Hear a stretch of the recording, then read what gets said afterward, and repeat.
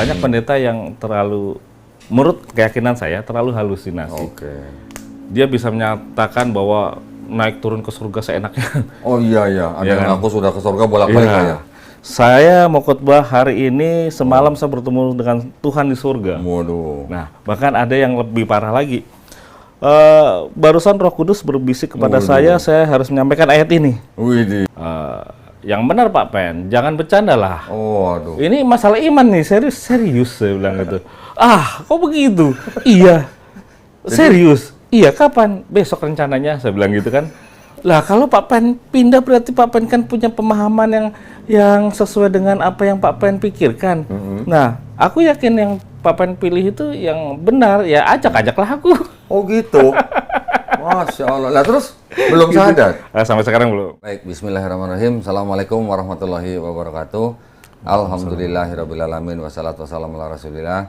Pada malam hari ini, saya punya narasumber yang keren, yaitu Bapak Yosia. Betul Pak ya? Betul Pak. Pak, nama lengkapnya siapa Pak? Mohon maaf Pak. Yosia Singgi Laksono Pak. Singgi Laksono. Singgi Laksono. Ya. Asli Jawa nggak Pak? Jawa Jawa. Chinese Pak. Berarti Cina Jawa berarti. Cuman untungnya hitam Pak. Berarti ini Hitachi sama saya berarti hitam tapi Cina aja. Dan nggak punya toko ya Pak ya? Nggak punya tahu. Pak, yuk saya panggilannya Pak Yosia berarti ya? Yosia. Berarti punya nama Cina berarti? Enggak ada Pak. Oh nggak ada? Ada. Yang saya selipkan nama Cina hanya anak-anak saya aja. Oh gitu? Ya. Malah anak-anak punya nama Cina? Iya. 3 nama? 2. Enggak, maksudnya nama Cinanya tuh yang 3 kata itu? Bukan, hanya kita pakai tengah-tengahnya aja. Oh ininya aja, apa Iya. namanya? Marganya aja? Marganya Oh, oke. Siap. Kalau gitu marganya apa Pak jadi? Wang. Marganya Wang? Wang Raja. Wang, Iya. Wang Raja. Oh. Ya, ada Wang kuning ya. Ya. Oh ini berarti saya Wang ini berarti. Kalau saya setan Pak. Marganya Kan Tan. marganya Tan.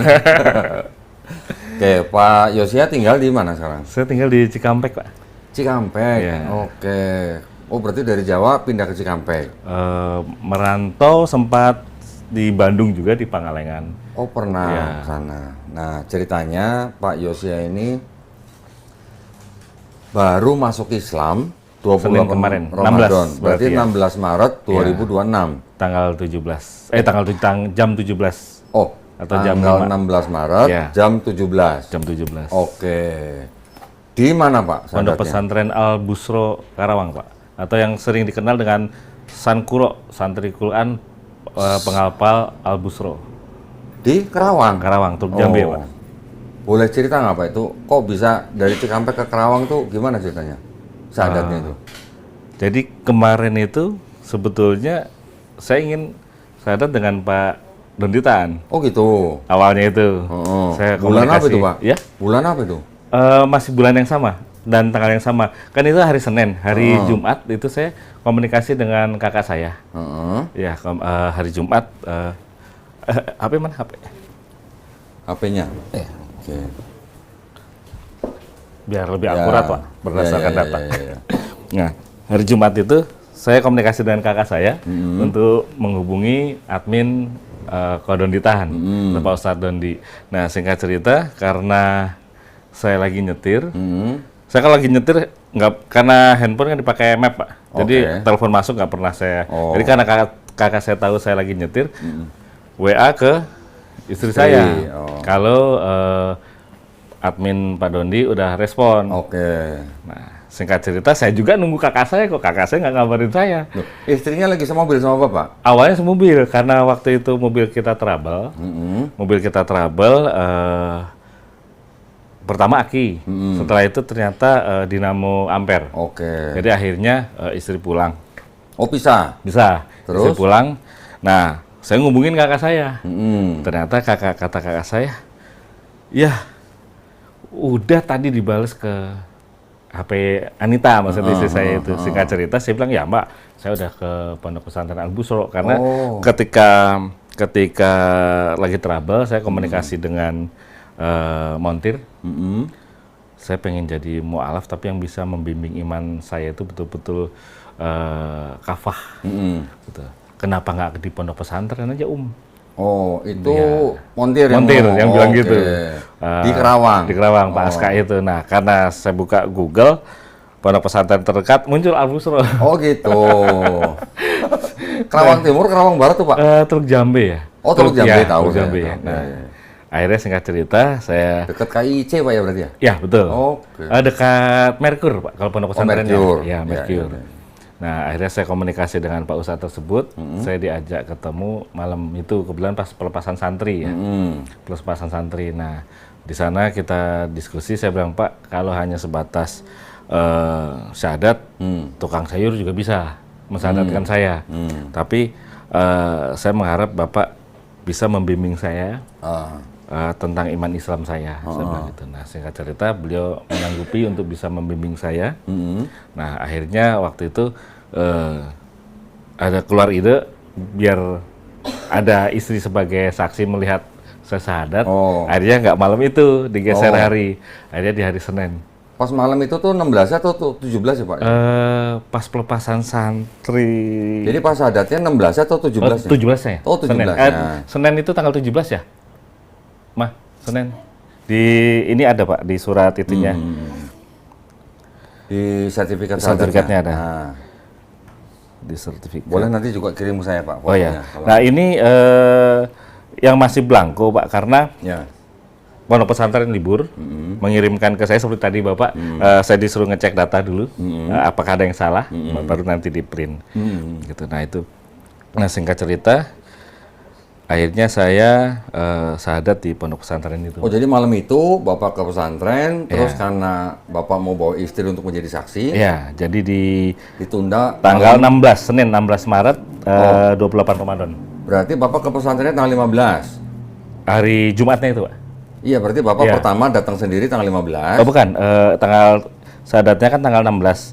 Ini hari Senin, berarti Minggu 15, Sabtu 14, 13 Pak. Oh 13-nya. Ya, Oh 13-nya. setelah 3 hari baru datang lagi, Ya, bawa istri ya betul. menjadi saksi syahadat. Ya betul. Dan istrinya masih Kristen juga saat Ya, itu. saat itu masih Kristen. Alhamdulillah sekarang sudah seiman Alhamdulillah. di Garda Mu'alaf Indonesia. Alhamdulillah. Jadi ceritanya Pak Yosia ini hari ini datang bawa istrinya yang waktu tanggal 16 Maret itu jadi saksi bersahadatnya suami. Ya. Hari ini suaminya menjadi saksi bersahadatnya istri tercinta. Ya, tanggal 27 Maret. Masya Allah. Jadi 16 Maret ke 17 Maret selang 11 hari berarti ya? 11 harian. Masya Allah ya. Gak lewat sebulan nih suami istri Masya Allah. Nah ternyata Pak Yosia ini sebelum bersahadat itu adalah seorang pendeta. Ya, atau gembala. Gembala Pak. Ya, gembala atau pendeta. Pendeta itu kan gelar Ya. di itunya. Jemaatnya berapa Pak? Karena masih perintisan ya Pak ya, kita nggak banyak, hanya 18. 18. Oh itu gereja baru berarti? Perintisan Pak. Iya maksudnya, Ya. Mbak kapan itu gerejanya? Kalau gerejanya sendiri berdirinya itu dari Komsel, dibilangnya Komsel Pak ya, sel-sel kecil itu dari tahun 2012 berdirinya stasiun radio Nasrani yang kita buat di Cikampek. Oh gitu. Nah saat ini masih berdiri dan kita karena anak masih Kristen, jadi kita limpahkan ke anak kita Apanya? radionya. Oh gitu. Gitu, karena kan kita terikat kontrak dengan beberapa sponsor. Gitu, sponsor tentang renungan segala macam. Jadi kita limpahkan ke anak kita. Karena anak masih Kristen, jadi tanggung jawabnya dia. Kan nggak lucu kita mutar renungan, padahal kan saya sudah. Lah anaknya umur berapa Pak? SMP kelas 1, Pak. Umur 13 ya. 14, 14 tahun? ya. 14. 14 tahun? 14 tahun. Diserahin radio, stasiun Iya, radio? Stasiun radio. Karena memang anak saya di IT itu dia hobi. Pinter? Pak. Ya, Oh, pintar. oke. Gitu. Nah, itu yang gereja yang di Cikampek tadi namanya apa Pak? CMC atau Gereja Pelayanan Kristen atau Christian Ministry Church, itu nama gereja kita Jemaat Keluarga Allah. Jemaat Keluarga Allah. Cikampek. Itu ada gedung gerejanya atau Rumah yang kita jadikan gedung gereja, Pak. rumah dijadikan gereja? gedung Berarti gereja. Nah. ada izin gerejanya nggak itu Pak? Untuk izin berdiri tidak ada ya, karena dulu saya prinsipnya gini, Pak. Ketika rumah ibadah itu ada yang mengganggu, Oh gitu. jadi kita perumahan itu toleransinya tinggi, Pak. Oke. Toleransinya tinggi. Jadi waktu pas kita tinggal di perumahan tersebut kita termasuk orang yang 10 pertama yang tinggal di situ, dan kita sepakati bahwa masing-masing memiliki kegiatan ibadah, tidak saling ganggu. Dan dulu saya mungkin satu-satunya pendeta yang agak sedikit bukan temperamen, tapi berprinsip bahwa ya ibadah jangan saling ganggu, kalaupun ganggu ya. Loh, tapi kan ada aturan pemerintah, Iya, Pak. betul. Nah, Tapi akhirnya waktu itu warga kalau aturan sepakat. pemerintah, kalau urusannya tinggal dikasih, ya, Gitu. jangan sampai begitu sih Pak ya. Iya. Tapi maksud saya kan harusnya kita sama-sama paham aturan. Betul. Jadi kalau namanya rumah ibadah ya monggo aja, tinggal ngikutin aturan, Iya. memenuhi syarat ya pasti dapat izin kan gitu kan. Berarti selama berapa tahun Pak Bapak Dari memimpin? 2012 itu posisi kita belum di rumah yang sekarang. Kalau rumah sekarang itu 2019. 19. Ya, Berarti 2019. kira-kira hampir 7 tahun 7 tahunan ya. Bapak memimpin gereja Iya. tanpa izin berarti. Secara gedung ya. Oke. Secara gedung ya. Bapak di situ gembala. Ya, Gembala kan berarti kan yang memimpin kan? iya betul. Atau yang punya gitu kan? Iya. Karena kalau di Protesan itu, kalau boleh saya sedikit ada kalimat satir ya, gereja itu seperti franchise. Oke, itu saya udah paham Pak, itu sih saya paham. Tapi maksud saya sebagai gembala, walaupun jemaatnya cuma 18 orang, Iya. ketika Bapak memutuskan pindah ke Islam atau masuk Islam, terus gimana yang nerusin? Ada yang nerusin? Jemaat kita berikan kebebasan, silakan. Akhirnya ada yang ibadah di gereja Lain? sebelah ya, Oke. lain, dan ada satu keluarga yang ingin juga disyahadatkan. Cuman kemarin saya Masya Allah. Pak William ya. Cuman kemarin saya sampaikan ke beliau, Pak, untuk menjadi Islam itu tidak mudah. Dalam pengertian bukannya syahadatnya mudah. Iya. Tapi komitmen jiwa kita, gitu, komitmen jiwa kita untuk betul-betul di jalan Allah itu yang nggak mudah ya. Tunggu Pak. Iya. Bapak ketika mengumumkan atau mengambil keputusan untuk masuk Islam, Bapak mengumumkan di gereja gitu? Tidak, saya tidak? tidak secara resmi di gereja tidak. Cuman kita kedekatan dengan jemaat kita sampaikan. Oke. Bahkan ada yang Pak William itu yang paling kaget. Yang benar Pak Pen, jangan bercanda lah. Oh, aduh. Ini masalah iman nih, serius saya bilang gitu. Ah, kok begitu? Iya, serius. Iya, kapan? Besok rencananya, saya bilang gitu kan. Lah, kalau Pak Pen pindah berarti Pak Pen kan punya pemahaman yang sesuai dengan apa yang Pak Pen pikirkan. Nah, aku yakin yang Pak Pen pilih itu yang benar, ya ajaklah aku. Oh gitu. Masya Allah. Lah terus belum syahadat? Sampai sekarang belum. Kemarin sempat waktu pas ada acara di Karawang. Nah, rencananya dari temannya Pak Ustadz yang di pondok itu mau mempertemukan saya dengan siapa? Denis yang mantan penjudi yang jadi ustadz itu. Denis, Kak Denis. Oh, Denis Lim. Ya, Denis Oke, Lim. Ustadz Denis Ya, Lim. kita udah diatur oleh panitia untuk kita datang segala macam. Cuman karena saya dikabarinnya mendadak waktunya, hanya selisih 30 menit, sedang perjalanan Cikampek ke Kerawang waktu itu memakan 50 menit, jadi belum sempat ketemu dengan beliau. Walah. Nah terus gimana rencananya buat Pak Willem itu? Ya, saya sih harapnya dia betul-betul mengerti tentang sifat Allah ya. Oke. Gitu, atau Tapi Allah. dia bilang mau ikut. Iya, Rumahnya di mana Pak? di Kerawang Pak, di Kerawang? ya di Ruko Galuh Mas. Galuh Mas. Ya, Galuh Saya Mas. tahu Kerawang. Pak Galuh Oh, Mas. iya. Saya 2007 sampai 2010 saya kerjanya di KIC Pak. Oh, iya. Lah, kenapa nggak kita samperin aja ke rumah Pak Willem? Oh, boleh dengan senang hati Pak. Masya Allah. Tapi mohon maaf Pak, gereja itu Pak Yosia sendiri yang bangun atau ada cabang dari gereja lain, pusat gitu? Kita sendiri yang bangun. Oh sendiri, jadi memang Bapak sendiri yang bangun. Iya. Tapi yang mengangkat Bapak jadi pendeta dari mana? Dari Sinode. Sinode. Ya, dari Sinodenya? CMC Pak yang tadi saya kirim. Coba. Ya. Tadi saya dikirimin sama Melisa Oh, iya. nih. Sinodenya Dewan Pengurus Pusat Sinode Iya. Gereja Gereja Pelayanan Pelayanan Kristen Kristen. se-Indonesia Pak ya? Iya. Oh berarti ada pusatnya nih CMC-nya nih Pak? Kalau pusat sinodenya ada, tapi kalau gereja induk tidak ada Pak ya. Oh, Gitu. Makanya menurut keyakinan saya, gereja-gereja Protestan yang ada di Indonesia ini, kenapa tadi saya sempat keluar kata-kata franchise itu? Jadi ketika ketika ada evangelis misalkan, dia belum pendeta atau belum sekolah Alkitab pun, dia aktivis gereja, dia bisa mengumpulkan 2-3 orang dan mengajukan ke sinode bahwa dia sudah melayani jemaat dengan bukti-bukti pelayanan. Nah itu biasanya ada rekomendasi untuk bisa dijadikan gereja kecil. Nah nanti mereka setor perpuluhan dan setor penghasilan dari gereja itu, ya apa bedanya seperti kita pesan sebuah merek yang kita pakai untuk kita jualan ayam atau jualan yang lain. Gitu. Nggak ada bedanya, Pak. Nah, mungkin ada beberapa pendeta yang menentang kalimat saya, tapi memang ya jujur memang Ya, seperti memang itu. yang terjadi begitu. Iya, memang terjadinya seperti itu. Ya. Ini alamatnya Perum Mutiara Garden City ya, Pak ya? Iya, betul, Pak. Cikampek Utara, Kota Baru, Kerawang, Jawa Barat. Nomor SK-nya itu 382 SK DPP GPK CMC 7 Romawi 2025.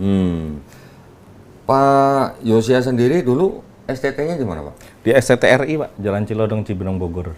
Oh, Cibinong, Bogor. Ya, cuman kampusnya itu di Ruko. Kan kalau dulu itu sebelum ada perombakan tentang universitas dan STT oleh Dinas Pendidikan ya, itu kan banyak kampus-kampus di Ruko-Ruko, apalagi di Bekasi itu, Pak, dulu. Banyak banget kampus-kampus. Di Batam juga banyak, Pak, begitu, Pak. Yang belum ada terdaftar di Dikti juga gitu. Nah, dulu kan memang banyak kampus yang belum terdaftar di Dikti, walaupun itu kampus skala nasional juga. Nah, kita kuliahnya di sana dulu, Pak. Gitu, di STH-nya berarti di sana. Ya. Terus ini ada apa namanya? MPSI. Iya. Ini di mana, Pak? Terus MH-nya?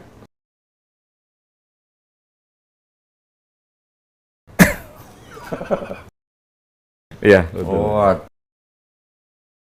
2 tahun kali ini, Pak. Oh, 2 tahun. Iya, 2 tahun. Oh, berarti ngambil MPSI sama MH-nya bareng berarti? Iya. Otak encer Makanya berarti. botak, Pak. Otak encer berarti ini ya, Masya Allah. Alhamdulillah. Terus, ini kan tadi Bapak cerita, ini kan berarti kan gerejanya ini kan Bapak yang membangun sendiri nih. Iya. Perpuluhan berarti kan langsung ke Bapak nih berarti nih. Nah, saya menerapkan tidak ada perpuluhan di gereja, Pak. Oh, tidak ada perpuluhan. Tidak ada perpuluhan di gereja dan tidak ada kotak kolektor di gereja. Karena apa? Saya melihat ini ajaran yang tidak sehat dan mengada-ada. Sudah selayaknya pendeta itu memiliki aktivitas sendiri dan untuk menunjang pelayanan. Oh, berarti Pak Yosia ini bangun gereja mau ngikutin pola pemikiran Paulus berarti, Pak ya? Ya. Nah, kan Paulus bilang hukum Taurat batal. Iya. Berarti kalau udah batal kan nggak ada perpuluhan gitu ya? Iya, betul. Jadi kita kegiatan dari kontraktor, Pak. Kita kebetulan kontraktor bidang renovasi dan pemasangan perbaikan elektrikal. Oh, berarti Pak Yosia ini seorang kontraktor, Iya. seorang pengusaha. Justru malah dari pengusaha itulah Bapak Memberkati istilahnya gereja. membiayai gereja Bapak. Gitu. Jadi bukan hidup di gereja. Bukan hidup dari gereja. Bukan hidup dari gereja. Dan itu yang sering ditentang oleh teman-teman senior saya di gereja bahwa jangan seperti itu, nanti jemaat terbiasa untuk tidak memberi loh. Oh, gitu. Nah, itu yang sering ditentang. Jadi harus terbiasa memberi ya. Ya. Loh, ya Tapi giliran pendetanya sendiri ada acara-acara khusus internal sesama pendeta. Belum tentu, Pak, mau saling mendukung, Pak. Tapi kalau kegiatan-kegiatan di luar yang sifatnya bukan internal gereja, misalkan ada seperti kemarin bulan puasa bagi-bagi takjil, itu mereka royal. Oh, gitu. Tapi ketika ada satu jemaatnya yang kurus kering, ya kan, sekarat itu, dia akan lihat ini apakah domba Tambun atau enggak. Kalau enggak, evangelisnya aja yang suruh datang. Oh, gitu ya. Ini kalau memang ada yang protes ya faktanya memang seperti itu. Karena kita kan di Kerawang ini, Pak, seperti kemarin ada kegiatan bagi-bagi takjil di Cikampek. Nah, Selama Ramadan? Satu kali aja. Oh, satu kali. Satu kali aja kerjasama dengan FKUB. Oke. Nah, gereja memang royal memberikan di situ. Tapi ada beberapa jemaat dari gereja orang-orang itu yang ngeluh ke kita. Mereka nggak bisa makan, tapi gereja cuek, acuh. Oke. Gitu. Jadi kan ini bisa dinilai sendiri seperti apa lah. Ya, ya. Nah, 18 tadi jemaat Pak Yosia. Itu 18 tuh warga komplek itu aja atau dari luar juga? Dari luar, Pak. Ada yang dari luar Ya, juga? bahkan ada yang dari Tegal juga. Hah? Jauh amat dari Ya, Tegal kita tuh. video call karena mereka jemaat yang kita dapat, bukan kita dapat, mereka yang menghubungi kita dari radio. Oh, dari radio. Iya, dari Oke. radio. Oh, jadi awalnya memang Bapak melalui radio ya? Iya, Oke. melalui radio. Tapi kalau 18 dari 2019 ya berarti lambat pertumbuhannya, Pak. Kita kan memang mencari yang betul-betul ingin memahami Kristen secara utuh, bukan Kristen yang seperti pada umumnya, yang akhirnya yaitu seperti halnya tentang keselamatan, Pak. Saya sering menyampaikan bahwa untuk kita masuk ke surga itu pokok utamanya adalah kita bertobat. Nah, no. Gitu, sesuai seperti yang ada di kitab Injil sendiri pun seperti itu. Matius 18 ya, ya, Pak? Betul. Ya, Pak Donitan lebih paham. Tapi kan faktanya pendeta-pendeta itu menutupi ini, Pak. Oke. Menutupi ini. Dan Oke. semakin saya memperdalami lagi tentang keyakinan saya kepada Tuhan, saya semakin yakin bahwa ya bukannya saya murtad dari Kristen ke Islam menurut versi mereka, tapi justru saya malah sepakat dengan Pak Donitan tadi ada satu kalimat bahwa mengikuti ajaran Yesus memang seperti itu, karena Yesus mengajarkan ya bertobat. Iya, ya. Gitu. Iya. Dan yang paling penting, Pak, sebenarnya kan bagaimana caranya kita memahami apakah ajaran Yesus itu inline atau sejalan dengan ajaran nabi-nabi sebelumnya. Iya, Betul nggak, Pak? betul. Kalau nabi-nabi sebelumnya mengajarkan masuk surga bertobat, Yesus ajarannya sama, ternyata Paulus beda. Pengikut siapa gitu? Nah, ini yang mereka sendiri nggak mau mengakui, Pak, Gitu ya. rata-rata. Karena kalau sampai mereka mengakui, pasti banyak jemaat yang pada berguguran. Jadi Bapak Yosia ini akhirnya sampai berani ngambil keputusan meninggalkan gerejanya, itu karena konsep keselamatan itu, Pak? Ya, konsep keselamatan dan konsep yang logis itu adalah mengenai Allah sendiri atau Allah itu, Pak. Oke, Yang tidak bisa, untuk saat ini, tidak bisa kita sentuh, tidak bisa kita raba. oke. Tapi bisa kita rasakan kebaikannya. Oke, nah terus bagaimana dengan konsep keilahiannya Yesus, Pak, yang Bapak pelajari dari STT? Ya, kalau yang dari SCT seperti pada umumnya, Pak, bahwa kita diajarkan bahwa Yesus itu adalah Tuhan. Tapi saya memiliki keyakinan bahwa Yesus itu adalah guru atau ustadz. Rabi. Rabi, Ya. ya kan? Karena Guru. dia sendiri ngaku rabi kan, Pak? Iya, betul. Itu yang salah satu bikin nilai saya jelek. Karena saya menyatakan ya bahwa Yesus itu adalah Loh. guru. Dulu waktu Bapak di STT nilainya jelek karena nggak ngaku Yesus Tuhan gitu. Saya menyampaikan bahwa Yesus itu adalah rabi atau guru. Rabi? Iya, Bukan Tuhan? bukan. Oh, pantasan dapat nilai jelek. Jelek.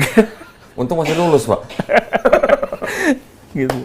Oh, jadi sebenarnya dari dulu ini Pak Yosia sudah punya pemikiran yang mungkin agak beda dengan Iya. mainstream Kristen ya, Pak? Iya, betul. Oke. Gitu. Latar belakangnya apa, Pak? Untuk Murni dari diri sendiri atau apa? Pemikiran itu? saya orangnya suka belajar, Pak, ya. Gitu ya. Suka belajar dan saya tidak pernah memandang lawan bicara kita itu rendah. Oke. Sekalipun itu anak kecil. Oke. Ketika anak kecil itu punya pandangan yang di luar pada pandangan umumnya, saya akan korek. Gitu. Saya akan korek. Saya bukan tipe orang yang menentang, tapi ketika saya mau berdalih, saya harus siap dulu sumbernya. Oke. Gitu. Oke. Jadi saya lihat kemarin di podcast Pak Donitan, aduh, Yang nomor siapa? yang pendeta di Bekasi itu ya. Oh, Pak Pendeta Kris. Pendeta itu saya panggilnya Pendeta Sudahlah, Pak itu.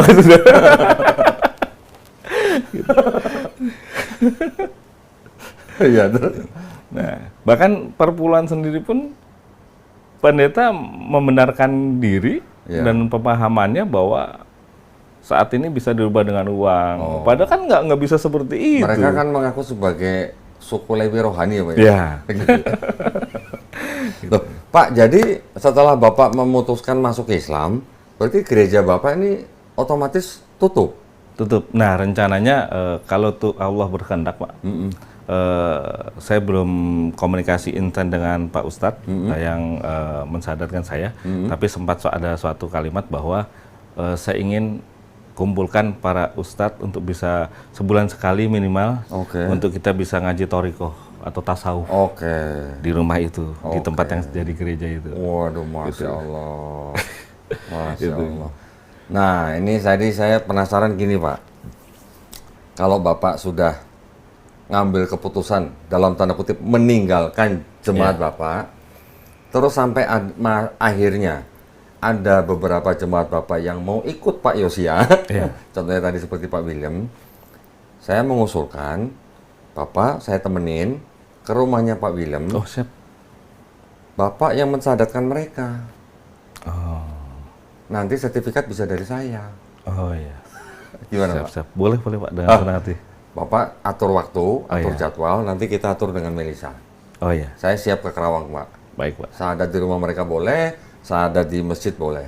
Oh iya. Nanti saya siapkan sertifikat buat mereka. Bapak yang sahadatin mereka. Kan Bapak ini ninggalin mereka, Bapak harus ngajak dong. Masya Allah. Ya, Pak ya? Ya, Nanti kita koordinasi. Nah, ini ceritanya masih panjang nih berarti kalau begini nih.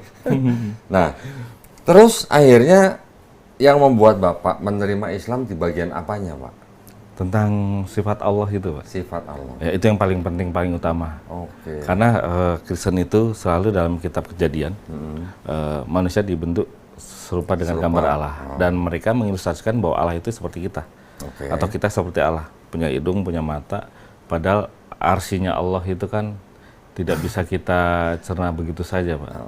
Itu melihat bukan berarti harus punya mata, gitu.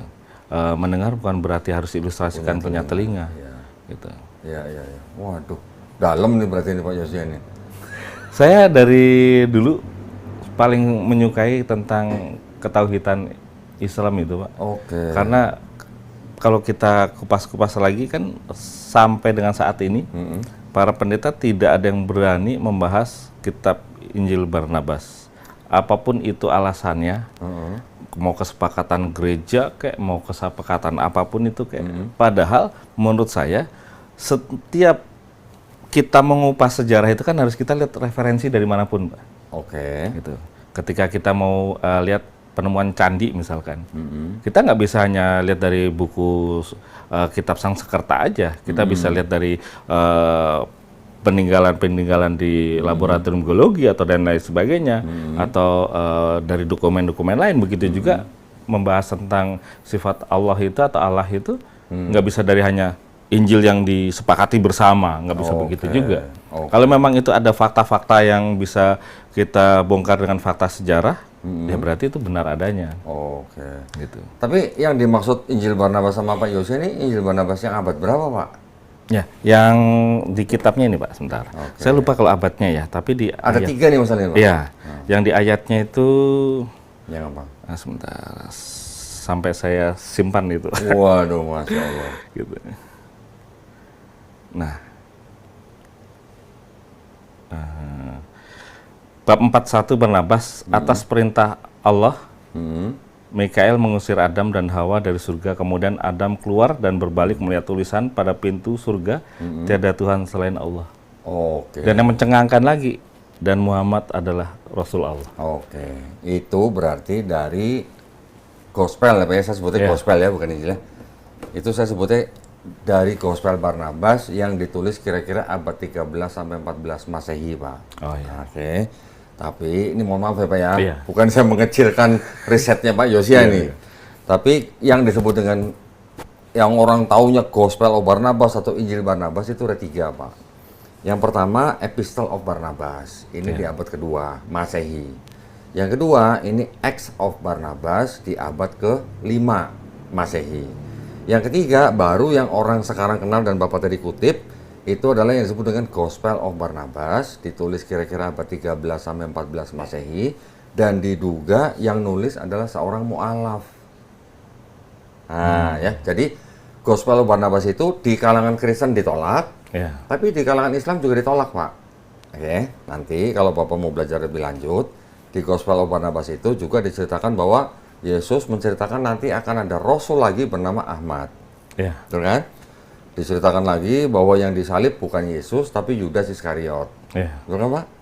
Tapi ada satu poin yang mana dikatakan bahwa yang bernama Al-Masih itu bukan Yesus, tapi Nabi Muhammad. Nah, ini yang ditolak, Pak, oleh kalangan Islam. Karena kalau Islam kita taunya Al-Masih itu Nabi Isa, Iya. bukan Nabi Muhammad. Satu poin itu yang kita tolak. Jadi, kalau menurut ilmu hadis, Gospel of Barnabas itu kan tidak masuk lah, Pak, ke dalam ilmu hadis. Ya, jadi kalau hadis yang kita ikuti, yang bisa dijadikan sumber hukum, itu adalah hadis yang sohih. Iya. Sohih artinya apa? Periwayatnya jelas, orangnya siapa, orang tua siapa, dia alim, harus alim, Pak. Oh iya. Karena kalau dia tidak alim, langsung ditolak gitu ya. Walaupun mungkin pesannya baik, tapi kalau tidak sohih, itu kita tidak bisa pakai sebagai sumber hukum. Nah, makanya Gospel of Barnabas yang tadi Bapak kutip, itu bukan dokumen Islam, Pak. Iya. Kalau Bapak mau pakai sebagai referensi aja, boleh. Karena ada beberapa kesamaan dengan pesan di Quran. Tapi kalau ada pesan yang tidak sama dengan Quran, kita jangan buru-buru menganggap satu dokumen itu dokumen Islam gitu, jangan. Iya. Ya, Pak ya. Betul. Ini kehati-hatian aja supaya Pak Yosia juga paham sumber hukum di dalam Islam itu ada 4, Pak. Quran, hadis sahih, ijma ulama atau kesepakatan para Iya. ulama, dan yang terakhir adalah qiyas. Ya. Di sini Gospel of Barnabas tadi tidak masuk ke dalam 4 ini, Pak, gitu. Ya. Betul, betul. Jadi Bapak, saya sangat-sangat menyarankan Pak Yosia nanti belajar Islamnya tidak usah melalui dokumen-dokumen yang di luar Islam. Iya. Ya, Bapak mulai dari dokumen-dokumen Islam aja. Betul. Insya Allah nanti Bapak pasti lebih kuat. Gitu. Ya Pak ya? Betul. Top, Pak. Ya, jadi ini jangan sampai kita nanti bias, Pak. Oh iya. Kecuali kalau Bapak sudah menguasai yang dokumen-dokumen di luar Kristen yang kita mau sebut sebagai dokumen pendukungnya Kristen, itu boleh. Tapi kalau menggunakan dokumen mereka yang di Kristen ditolak, di Islam ditolak, nah itu nanti kita jadi blunder, Pak. Yang kedua, di Gospel of Barnabas itu ternyata penulisnya dianggap karena banyak ketidaksesuaian, Pak. Ketidaksesuaian dengan tradisi dan sejarahnya bangsa Yahudi, banyak yang tidak sesuai, Pak, nih dengan ini nih, ya, di dalam Gospel of Barnabas itu. Makanya itu pun ditolak oleh Kristen. Jadi Kristen sangat menolak Ya, Gospel of sangat. Barnabas, Pak. Sangat. Tapi Islam kita juga menolak. Ya, Pak ya? Oh iya. Nanti belajar lagi, Pak. Insya Allah. Bapak kalau mau tanya apa nanti tinggal WA saya. Iya. Ya, insya Allah sebisa saya jawab, Pak. Tapi maksud saya, keputusan Pak Yosia untuk akhirnya menutup gereja ini, apa sudah dipikirin ini, Pak, matang-matang gitu? Sudah Pak, saya sudah memikirkan dari pergumulan 1 tahun lebih ya. 1 tahun lebih. Puncaknya itu pada sekarang tahun 2026 ya. 2025 bulan September, Juni itu saya menghubungi rekan Bapak yang tadi saya sempat ngobrol. Rekan Pak Ipung Atria. Oh, Ustadz Ustadz Ipung. Iya, Pak Ustadz Ustadz Ipung Ipung. Atria. Oke, Nah, ya, ya. saya sempat bertemu beliau dan Ketemu di mana, Pak? di Bogor. Oh, di Bogor. Di Bogor di studinya beliau di Bogor. Gitu. Di sana saya utarakan gitu. Nah, memang waktu itu Pak Ustadz Ipung Atria perlu kehati-hatian nih. Karena kan saya ini kan pendeta, Pak. Jadi kan perlu kehati-hatian dan Oke. saya juga kirimkan dokumennya bahwa di sana tercantum nomor telepon. Nah, itu juga Bapak bisa hubungi nomor Iya. telepon DPP di situ. Betul-betul itu dibuat oleh sinode gitu. Jadi bukan pendeta yang ngaku-ngaku pendeta. Loh, tapi Pak Yosia Gitu. bulan Juli 2025 ketemu Ustadz Ipung Atria Bulan itu- yang ketemu dan Pak Ustadz Ipung itu bulan November, Pak. Oh, November. Tapi sebelumnya udah kontak-kontakan. Oke. Karena beliau waktu itu ke Jawa ya. Oke. Ke Jawa. Ketemu Ustadz Ipung Atria bulan November 2025 di Iya, Bogor. Di Bogor. Itu ngomongin apa? Bapak sudah bilang mau masuk Islam gitu? Iya. Sudah, tapi waktu itu masih belum ada untuk mensyahadatkan. Ustadz Ipungnya malah nggak berani, takut? Belum berani. Gitu. Oke. Waktu itu sempat kita video callan juga dengan Ustadz Kain Nama. juga. Ustadz Kain Nama. Iya, Kain Nama. Cuman memang ada beberapa pertimbangan yang akhirnya video tersebut sama-sama untuk kita sepakati dan untuk kita tayangkan. Oh, oke. Gitu. Dan untuk Oh, waktu dokumen, itu direkam berarti? iya, Oh. untuk dokumentasi pribadi kita bersama. Masya Allah, berarti sudah lumayan beberapa bulan ya? Iya. Terus ketika Pak Yosia memutuskan untuk menutup gereja itu dan masuk Islam, istri Gimana waktu itu istri? Kaget udah pasti, Pak. Kaget. Kaget udah pasti. Dan namun saya sampaikan apa adanya bahwa Allah itu kan memang sebuah zat, gitu, sebuah zat yang tidak bisa disentuh, tidak bisa diraba, dan namun kehadirannya itu ada. Iya. Saya bilang seperti itu. Itu yang satu kalimat yang saya sebutkan. Bahkan saya sampaikan juga ke istri saya bahwa Kristen itu banyak aliran-aliran yang udah apa kata pendetanya atau apa kata sinodenya, gitu. Menurut keyakinan saya yang tadi sempat saya sampaikan ke Bapak, ya kan? Jangan Pak, jangan. Iya. Nah itu. Oke. Itu Pak Ya, yang akhirnya saya sampaikan ke istri saya, gitu. Banyak yang membenarkan diri, saling sebetulnya untuk menghancurkan Kristen itu gampang, Pak. Dimudahkan semudah-mudahnya semua perizinannya, maka nanti banyak gereja dan berdiri dan saling sikut-sikutan. Tambah banyak aliran. Akhirnya jemaat akan menilai, oh kesesatannya makin nampak dan Gitu ya? akan hijrah semua. Ya kalau dapat jemaat sendiri nggak apa-apa, tapi kan kalau ngajak-ngajak umat yang sudah beragama lain kan nggak boleh. Nggak boleh. Itu. Apalagi kan diatur undang-undang juga. Iya. Gitu. Tapi ngomong-ngomong kan istri Bapak nih kan Kristennya beda sama Bapak nih. Iya, Kristen Mormon. iya betul Pak. Jadi alhamdulillah tadi Pak Yosia sudah mengantarkan istrinya dalam selang waktu 11 hari istrinya bersandar di sini dan istrinya ternyata dari Mormon ya Pak. Iya. Kok bisa Pak suami istri gerejanya beda gitu Pak? Iya, karena istri kan suka yang ibadah yang tenang, Pak. Oh. Ya, kalau karismatik itu kan happy ya. Oke. Gitu ada apa namanya manifestasi Ya, diri. ya. Oh, Gitu. Bu, berarti kalau di gereja Bapak berisik ya Bu ya? Oh, berisik. Berarti kalau di Mormon nggak ada bahasa roh ya Bu ya? Nggak ada. Jadi pemahaman bahasa roh di Mormon itu, Pak, menurut keyakinan saya yang kita diskusi dengan para misi adalah mereka ada suatu kelas, saya lupa nama kelasnya. Mereka ada suatu kelas dan mereka belajar bahasa daerah yang akan dituju. Oh gitu. Misalkan kan panggilannya elder Ya, atau penatua. Mereka masih anak-anak, Pak, masih usia anak-anak. Oh ya? Usia lulus SMA. Heeh. Lulus SMA, kalau yang perempuan itu 1,5 tahun menjadi misi, kalau laki-laki 2 tahun. Nah, itu nanti belajar daerah tujuannya mana, misalkan Indonesia, dari luar negeri, misalkan Indonesia. Indonesianya nanti mau suka mana, Solo. Nah, dia mempelajari bahasa Indonesia dan bahasa Solo. Dan mereka mungkin memiliki metode-metode khusus yang akhirnya bisa hanya dalam waktu 1 bulan sudah bisa bahasa Indonesia dengan fasih, bahasa daerah dengan fasih. Gitu. Yang mereka melatih anak-anak. Anak-anak. Usia berapa tadi Pak? Usia lulus SMA, Pak. Oh lulus SMA. Lulus SMA. Jadi yang datang di Indonesia yang menggunakan name tag di sakunya itu, mereka memang orang-orang luar itu kan kelihatan tinggi-tinggi, besar-besar. Padahal mereka masih anak-anak, Pak. Oh gitu. Masih anak-anak. Gitu. Nah ini modus lain lagi nih berarti ini ya. Gitu. Dan name tag-nya itu mereka selalu tulisnya Gereja Yesus Kristus dari orang-orang suci zaman akhir. Oke. Mereka jarang menyebut dirinya Mormon. Iya, iya. Gitu. Ya. Bahkan Mormon sendiri pun sebetulnya kan terpecah juga, Pak. Ya, betul. Berarti Ibu nabinya Joseph Smith ya Bu ya? Oh iya, ngaku Pak. Padahal kan Yesus sudah memperingatkan ya Pak ya? Iya. Hati-hati sama nabi palsu. Karena begini, Pak. Di Mormon itu, begitu orang dibaptis, kalau yang saya amati ya, begitu orang itu dibaptis dan mereka diharapkan untuk bisa aktif di gereja, nanti ada yang namanya lembaga pertolongan. Oh. Lembaga pertolongan itu yang menolong setiap kebutuhan umatnya. Dan itu salah satu kelebihan gereja tersebut dibandingkan gereja-gereja yang lain. Oke. Gitu. Ada divisinya khusus untuk hal ini. Nah ini yang apa namanya, beberapa orang, ya saya kembali lagi ke hati ya, motivasi orang ibadah itu apa, itu urusan dia dengan Tuhan ya.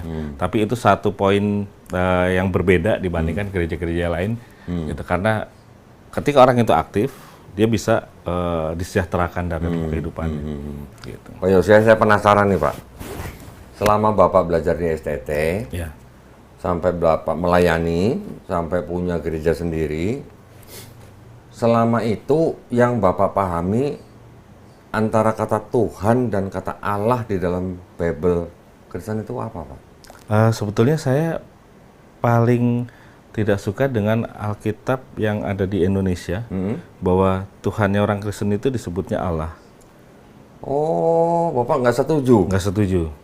Bapak berarti termasuk kelompoknya atau teman-temannya Pak Pendeta Yakub Sulistyo yang tidak setuju di dalam Bible-nya Kristen ada kata Allah. Ya, karena ini yang akhirnya merusak iman dari kalangan kita Muslim yang masih sangat rentan, apalagi di daerah-daerah yang sulit mendapatkan pengajar. Misalkan, maksudnya tadi apa namanya tadi Bapak? Apa resiko untuk kita nih, maksudnya umat Islam atau umat Kristen, Pak? Umat Islam. Umat Islam. Ya. Oke. Jadi saya selalu, kenapa saya nggak setuju? Karena saya ingin membentengi. Ketika saya pelayanan ini, saya ingin membentengi. Saya tidak mau ada benturan. Gitu. Saya tidak mau ada benturan antar agama, dan saya tidak mau melayani itu mengambil domba dari gereja A ke gereja kita, atau dari umat A ke umat kita. Gitu. Tapi saya memberikan ibaratnya Pak Donditan menyuguhkan itu, ya orang akan menilai sendiri apakah ini mau diminum ataukah yang kopi yang mau diminum. Nah, pilihan. Namun kan faktanya misionaris atau evangelis itu memaksakan kehendak. Faktanya memang seperti itu. Itu udah dari tahun 1930, Pak. Jadi rupanya memang penggunaan kata Allah di dalam Bible-nya Kristen itu memang sudah menjadi seperti misi, bahkan dapat dorongan dari kalangan penjajah Belanda, supaya menjadi suatu hal atau poin atau apa ya, bisa dikatakan dalam tanda kutip senjata untuk mendekati dan menginjili orang-orang Islam. Nah itu aja sih. Jujur-jujurannya begitu lah.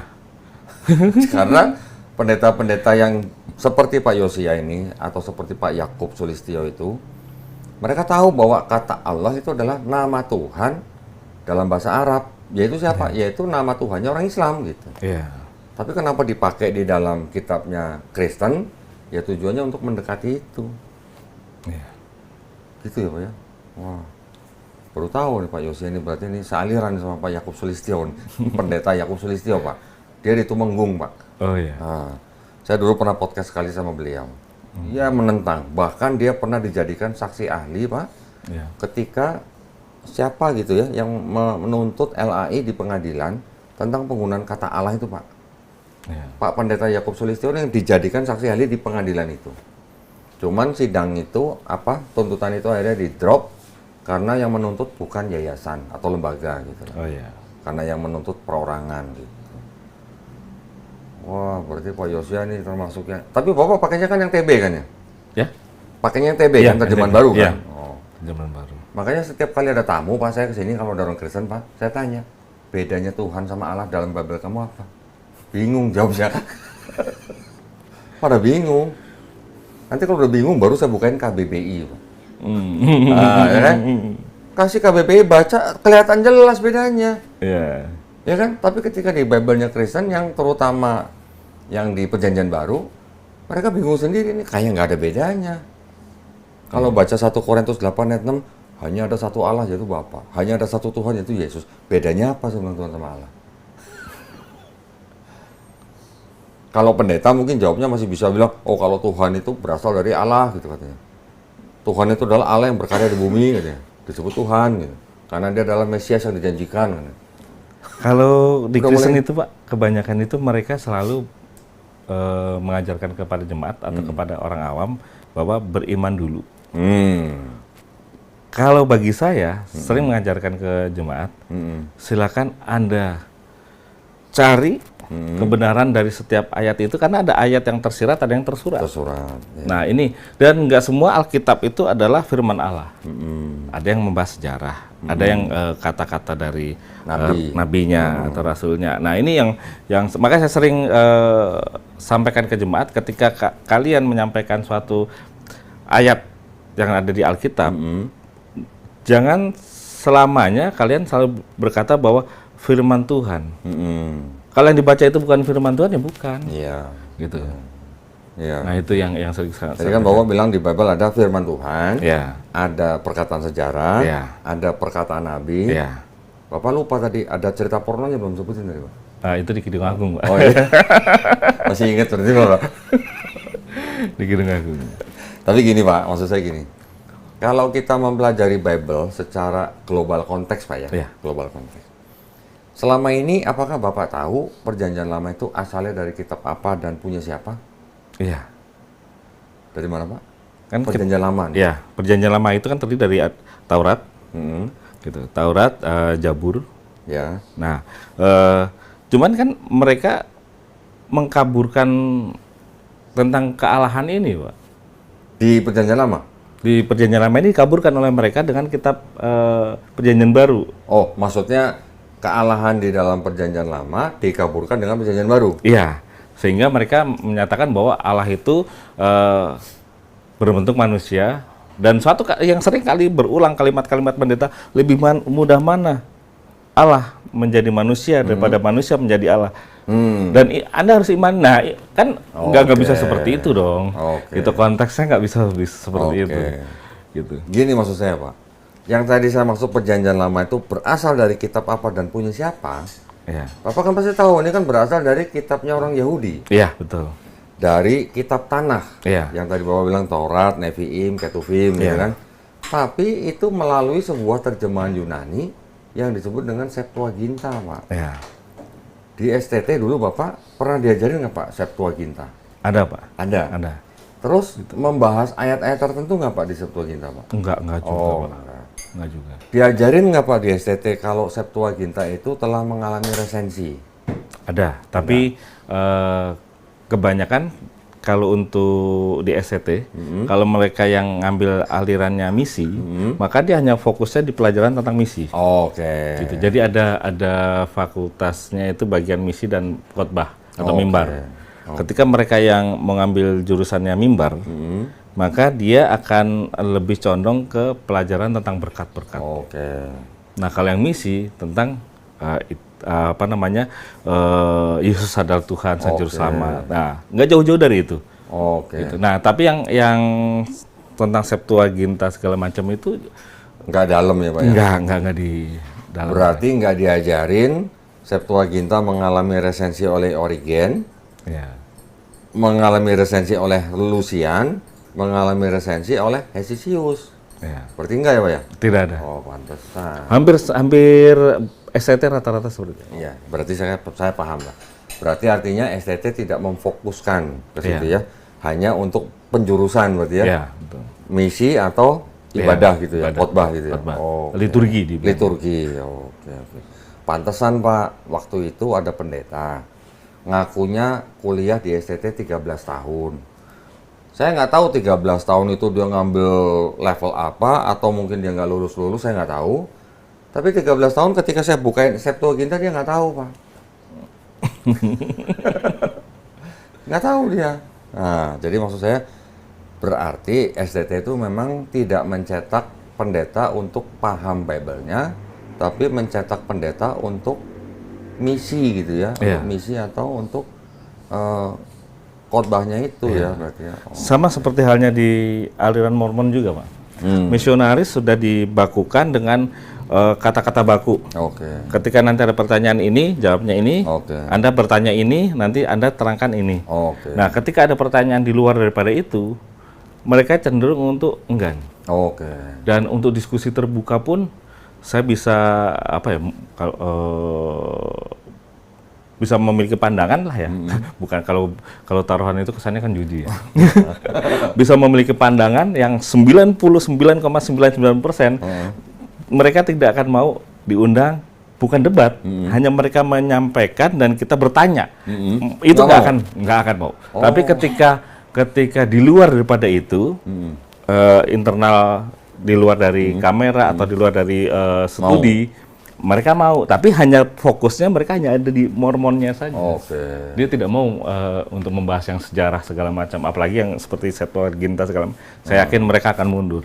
Mormon itu Pak, itu kalau boleh dikatakan kelompok Kristen yang dalam tanda kutip pintar Pak. Iya. Pintarnya gimana? Karena sebelum ada Mormon, ini kan Kristen yang dengan beberapa alirannya, Iya. tapi kan yang menjadi mainstream kan yang Trinitarian, Iya. ya kan? Trinitarian, ada Ortodok, Katolik, Protestan, nanti di bawah Protestan ada karismatik dan sebagainya gitu kan. Mereka separuh kitabnya sudah menggunakan kitabnya orang Yahudi melalui Septuaginta tadi, ya kan? Jadi kitabnya Yahudi yang sudah diterjemahkan dan sudah diresensi ditambahin dengan perjanjian barunya Kristen, kepok gitu kan. Jadi kitabnya orang Kristen. Iya. Mormon ngambil yang sudah digabung ini ditambahin lagi dengan kitabnya Mormon, kepok gitu. Betul. Jadi kalau kata siapa tuh? Rabbi Michael Skobach itu namanya Triple Bible kata gitu. Karena dari Yahudi tambah punya Kristen, tambah lagi punya Mormon, jadi 3 gitu. Bahkan yang ini fakta yang sudah ada bisa dibuka di Google. FLDS itu kan dulunya pecahan dari Mormon. Nah, nabinya ini kan seolah-olah dia mengetahui bahwa umatnya ini punya masalah pribadi. Sehingga umatnya, oh ya betul ini nabi, dia tahu. Ternyata kan faktanya bukan seperti itu. Mereka pasang intercom ke masing-masing rumah jemaat. Jadi mereka kan berkelompok gitu Pak, seperti perumahan gitu. Nah, yang dikelola oleh FLDS. Nah, jemaat masuk di sana, dia tidak sadar bahwa ada intercom di ruangan. Jadi kedengaran semua. Kedengaran. Nah, nabi itu seolah-olah masuk ke ruang doa, ruang kudus, padahal dia mendengarkan intercom. Oh, di rumah ini, oh dia lagi ribut ini. Nah, nanti dia akan menegur ke jemaatnya. Oh, kamu punya masalah ini, kamu semalam ribut ya sama istri kamu ini. Kamu harusnya begini gini. Oh iya, nabi tahu ya. Padahal intercom gitu. Nah, sama halnya gitu. pendeta-pendeta juga Pak saat ini. Banyak pendeta yang terlalu, menurut keyakinan saya, terlalu halusinasi. Oke. Dia bisa menyatakan bahwa naik turun ke surga seenaknya. Oh iya, ada Iya yang kan? aku sudah ke surga bolak-balik Iya. ya. Saya mau khotbah hari ini, semalam saya bertemu dengan Tuhan di surga. Waduh. Nah, bahkan ada yang lebih parah lagi. Barusan Roh Kudus berbisik kepada saya harus menyampaikan ayat ini. Widih. Nah, kayaknya itu Tentang perpuluhan lagi ya. Nah, apalagi itu. Nah, itu kan ya. Enggak, saya dulu pernah nanya, Pak, itu yang bolak-balik PP ke surga tuh pengen nanya travel agentnya apa gitu.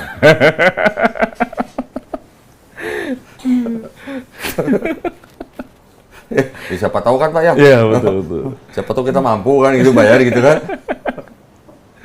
Oke, tapi alhamdulillah Pak Yosia sudah bersahadat. Tadi Pak Yosia cerita bahwa yang Pak Yosia terima atau tekankan daripada Islam itu adalah sifat Allah gitu ya, sifat Allah ya. Dari situ berarti kan Pak Yosia berarti sudah meninggalkan konsep bahwa Tuhan itu bisa jadi manusia kan. Iya. Karena di dalam Islam kita juga kenal yang namanya sifat mustahil, Pak. Iya. Betul. Allah punya sifat maha-maha. Kalau punya sifat maha-maha, berarti dia juga punya sifat mustahil dari para maha itu kan. Iya. Pendeta bilang, karena Tuhan maha kuasa, maka dia bisa jadi manusia. Kan gitu, Pak? Iya kan? Iya. Maka jadi Yesus kan? Ingat-ingat nih. Tapi kalau dengan alasan maha kuasa, maka dia bisa jadi manusia. Kalau ditanya dia bisa jadi iblis nggak? Pada bingung jawabnya. Nanti jawabnya apa? Bukan masalah bisa nggak bisa, mau apa enggak? Loh, bukan masalah mau enggaknya, mampu atau enggak, saya bilang. Iya. Kalau memang dia maha kuasa dan dia bisa jadi Yesus, dia mampu nggak jadi iblis juga? Kalau bilang maha kuasa, harusnya mampu kan? Iya. Kalau mampu, iblis punya sifat yang berlawanan atau yang sama dengan Tuhan. Kan nggak mungkin iblis punya sifat baik kan? Iya. Berarti ada paradoks kan, Pak? Nah, itu. Sama Pak, di dalam Kristen karismatik itu mereka, saya kan bagi saya pribadi Pak, kenapa makin yakin kepada Islam? Karena Islam itu selalu menjunjung tinggi adab, Oke. terlebih ke adab kita kepada leluhur. Ya. Nah, di Kristen Protestan karismatik, untuk datang ke makam itu sesuatu yang najis bagi mereka. Bahkan mendoakan Buat orang yang karismatik ya. orang yang sudah mati itu nggak boleh. Tapi suatu kalimat saya sampaikan ke pendeta, Pak, kalau memang kita tidak boleh mendoakan kepada orang yang sudah meninggal, saya bilang gitu kan, dan itu menjadi suatu kenajisan, dan doa kita juga nggak akan sampai. Ya udah gini aja Pak, ini kan jenazah bapaknya Bapak nih, Pak Pendeta kan masih ada di sini. Saya doakan ya, semoga disiksa di alam kubur. Saya bilang gitu, semoga tidak terima di surga. Kok Marah dong. ngomongnya begitu? Katanya kan nggak akan nyampe, nggak boleh. Percuma, itu suatu yang sia-sia. Oke. Tapi takut juga, Pak. Terus juga. Nah, itu ketika saya datang ke pondok pesantren tersebut, saya sampaikan, Pak, apakah boleh kita mendoakan orang yang sudah meninggal? Terlebih itu orang tua kita, guru-guru kita yang mengajarkan kita. Oh, boleh, kita mengirimkan Al-Fatihah, boleh.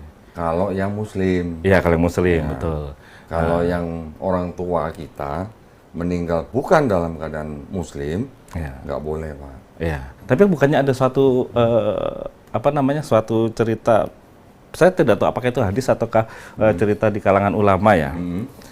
Ada karena ini menyangkut keluarga saya. Ketika kemarin saya diskusi, ibu saya kan Katolik, Pak, meninggal dalam Katolik. Nah, ketika saya sudah Islam, apakah saya boleh mendoakan supaya ibu saya kelak menjadi Islam ketika di padang mahsyar? Nah, ada satu, saya nggak tahu itu hadis atau bukan. Kisahnya bersama seperti saya. Oke. Si anak ini setiap hari selalu mendoakan supaya ibunya itu menjadi Islam. Nah, akhirnya pada titik tertentu Allah itu memberikan itu kalau nggak salah di hadis, Pak. di hadis ada memang ya. Ya. Nah, itu yang saya yakini, Pak. Itu apa ya? Special case, Pak, itu, Pak. Oh, iya. Yang pernah saya baca ya, Pak, ya. Betul. Itu special case yang ditemukan kembali kan, dihidupkan kembali, tapi Iya. mati lagi gitu kan? Iya. Ya, benar. Itu special case, Pak. Bapak baca ini. Oh ya. Quran surat At-Taubah ayat 113. Tidak pantas bagi Nabi dan orang-orang beriman memohonkan ampunan kepada Allah bagi orang musyrik sekalipun orang itu kaum kerabatnya, setelah jelas bagi mereka bahwa orang-orang musyrik itu penghuni neraka jahanam. Sedih nggak, Pak? Sedih. Mama saya juga meninggal dalam keadaan Kristen. Mama saya. Sedih. Tapi kan ketika kita mendoakan ibu kita supaya kelak bisa menjadi Islam kan bisa, Pak, sebetulnya. Ketika orang tua kita masih hidup, Pak, Ya. boleh. Kalau masih hidup, beda keyakinan nih, masih hidup Oh, nih. iya. Kita mau doakan 100 kali pun boleh, Pak.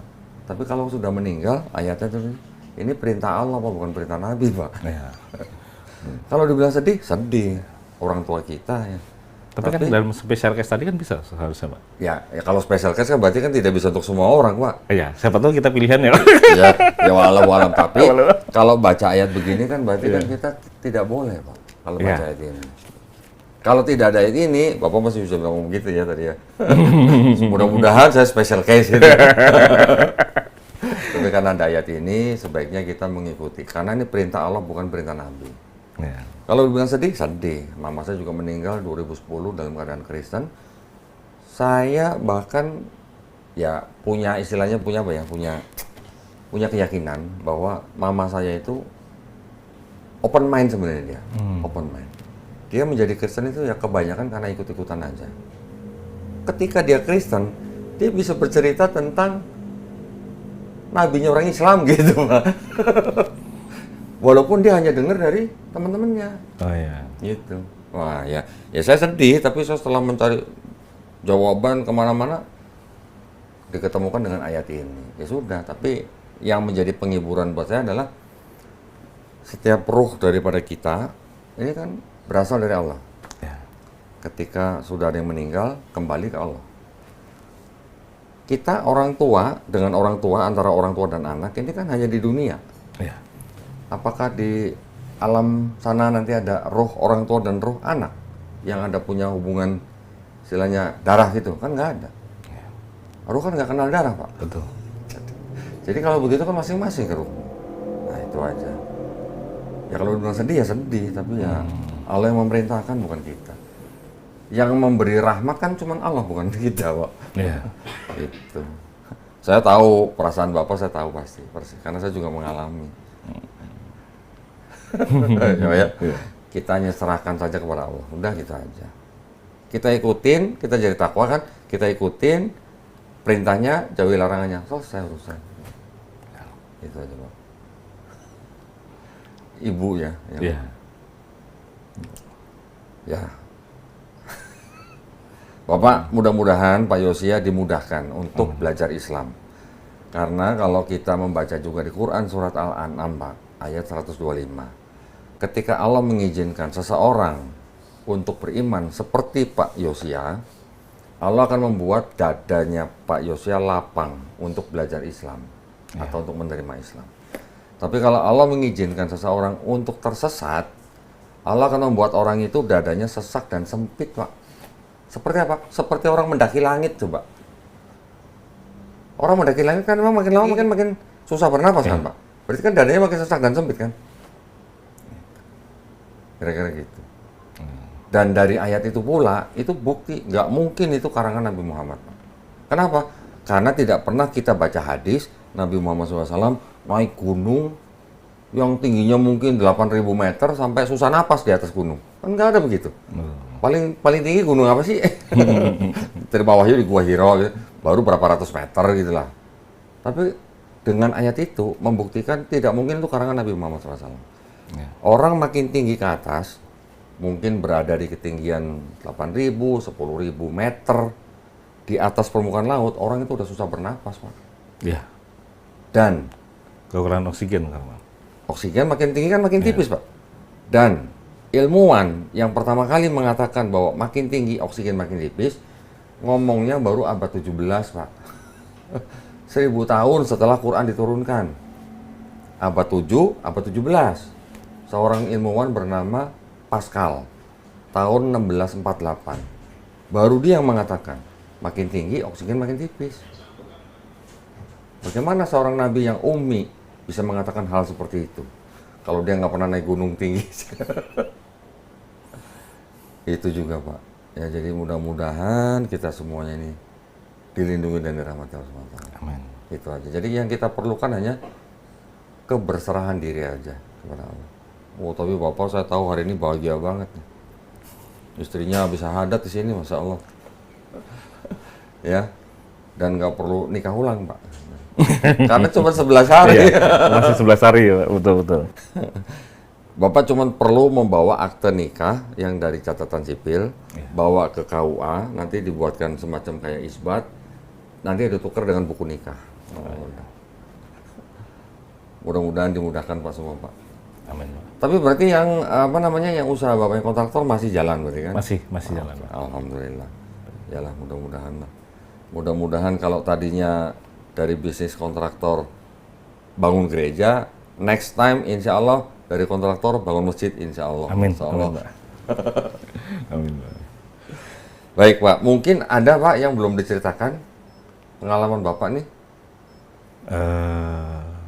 Sebetulnya Atau masih banyak? dari ada kata-kata yang sangat nggak bisa terungkap kata-kata ya, Pak ya. Oh, okay. Saya merasa bersyukur banget, bersyukur sekali Iya. melalui pergumulan hidup kita. Bahkan beberapa kali saya mengajukan ke sinode, sampai dengan beberapa waktu yang lalu saya kirim email. Namun email itu kayak seperti masuk ke spam ya. Oh. Ya, masuk ke spam. Tapi saya sudah menyampaikan bahwa saya menyatakan mengundurkan diri. Oh. Gitu. Saya via tertulis, chat WA sudah saya kirimkan. Namun sinode seperti tidak merespon. Gitu. Dan saya kirim via email juga. Seperti masuk ke spam tidak ada respon. Tapi melalui tayangan ini saya nyatakan betul-betul saya sudah menjadi Islam, dan ya kalau bersahabat bersahabatlah kita. Oke. Jadi mungkin nanti mudah-mudahan ada yang menonton gitu, Pak ya. Ya. Oh, biar respon gitu maksudnya. Iya, betul.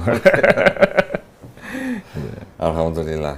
Jadi sekarang yang masih menjadi mungkin dalam tanda kutip tantangan Bapak ini malah anak Bapak sendiri nih. Iya, anak saya. Yang umur berapa tadi? 14 tahun. 14 tahun S1.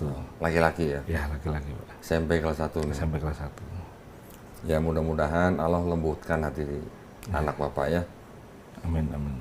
Oke, Masya Allah, Alhamdulillah. Baik, Pak, kalau tidak ada lagi, terima kasih banyak. Pak Ustadz Donditan atas waktunya. Sayang, terima kasih banyak tuh. Dan saya bukan Ustadz, enak aja. Saya prostat proses jadi ustadz. Tapi kan guru itu kan ustadz, Pak. Wah, buat saya lain lah Pak.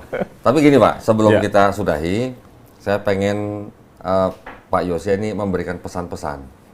Nah, pesan-pesan buat penonton channel Donditan yang sudah muslim dan yang belum muslim. Oh iya, baik. Saya bilangnya belum muslim ya Pak ya. Oh iya. Jangan bilang non muslim lah Pak. Oh iya. Kalau bilang belum muslim, insya Allah mereka jadi muslim. Gitu, Amin. Alhamdulillah.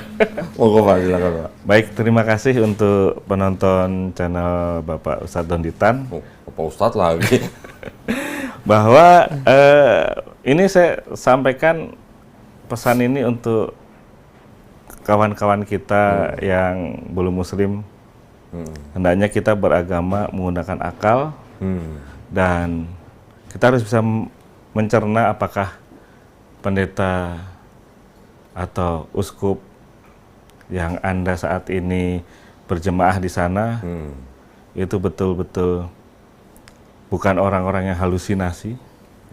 Karena banyak yang selalu berselubung kata Roh Kudus, berselubung dengan kata-kata Tuhan Yesus yang perlu dikaji ulang kebenarannya, apakah itu halusinasi. Nah, kalau halusinasi ini kan berarti ya Anda terjemahkan sendirilah ya. Apalagi teman-teman psikologi bisa komen di bawah. Nah, dan untuk yang muslim, Anda patut bersyukur memiliki tokoh yang sangat karismatik, Bapak Ustadz Donditan. Karena dengan ini harusnya kita sama-sama menangis bahagia ya. Banyak yang tadinya belum mengenal Muslim atau mengenal Islam menjadi Islam, itu takdir yang luar biasa. Saya merasakan bahwa ini adalah takdir. Masya Allah. Takdir mengubah hati saya. Dan yang mengagetkan lagi Pak Donditan, bahwa ternyata sebelumnya leluhur-leluhur saya ternyata tokoh-tokoh agama di zamannya. Nanti fotonya bisa saya unjukkan ke Pak Donditan. Masya Allah. Alhamdulillah, pada malam hari ini saya ucapkan syukur kepada Allah Subhanahu wa Ta'ala, dan tetap kita kuatkan iman percaya kita kepada Allah. Amin. Sang Khalik, la ilaha illallah, Muhammad Rasulullah. Masya Allah. Alhamdulillah, keren banget Pak nih. Ini bentar lagi jadi ustadz ini kayaknya. Kalau dari pendeta ke ustadz kan nggak jauh sebenarnya. Cuma switch gitu aja. Kemarin itu sempat, ini udah close ya Pak? Ya? Belum. Tenang aja Pak, nggak apa-apa. Oh, iya. Nggak apa-apa. Tadi kenapa? Nah, Pak Kiai Haji atau Pak Ustadz yang mensadatkan saya. Namanya siapa sih? Ustadz siapa? Kiai Haji. Siapa tahu nanti kita bisa main sana Pak. Oh iya, dengan senang hati Pak. Ustadz Hamzah. Kiai Haji Hamdan Fauzi SPDI. Hamdan Fauzi SPDI. Beliau pemimpin pondok pesantren Darul Quran Al Busro Teluk Jambe. Al Busro. Ya. Pondok pesantren Darul Quran Al Busro Teluk Jambe Timur, Karawang ya. Iya. Oke, alhamdulillah. Alhamdulillah, mudah-mudahan nanti kita bisa silaturahmi Pak. Pondok pesantren itu. Dan itu juga satu kalimat yang ditanyakan oleh Pak Ustadz waktu itu. Saya nyampaikan kerinduan saya cuma satu Pak. Saya bisa syiar di jalan Allah. Dan saya akan gunakan kemampuan apa yang saya punya di dalam diri saya untuk bisa di jalan Allah. Karena sudah saatnya kita bersuara bahwa kebenaran la ilaha illallah itu bisa kita buktikan. Gitu. Gimana kalau buka cabang Garda Mualaf Pak di Cikampek Pak? Luar biasa Pak. Dengan senang hati Pak. Gimana? Dengan senang hati Pak. Ya. Gimana Bu? Dengan senang hati. Nanti Bapak pikirkan, ya. Ini kan kita namanya mau berdakwah. Bapak dari seorang pendeta, ngurusin mualaf, tentu saja Bapak pasti punya sentuhan kan. Bapak sudah tahu latar belakang mereka dan sebagainya, doktrin mereka sebelumnya, bagaimana membersihkan akidah-akidah lama dari mualaf-mualaf. Itu juga penting. Betul Pak. Nanti kita obrolin lagi Pak ya. Siap. Siap, alhamdulillah. Barakallahu fikum, terima kasih banyak atas perhatiannya dari para pemirsa. banyak sekali ya tadi kita dengar kisah yang luar biasa dari ex-pendeta Bapak Yosia. Mudah-mudahan dengan kisah beliau membawa manfaat buat kita semua ya. Dan juga insya Allah bisa membuat iman dan akidah kita tambah kuat. Amin. Ya, baik kita pamit undur diri. Mudah-mudahan para pemirsa juga dilindungi dan dirahmati Allah SWT ya. Wabillahi taufiq wal hidayah. Wassalamualaikum warahmatullahi wabarakatuh. Terima kasih banyak Pak Yosia. Barakallahu fikum.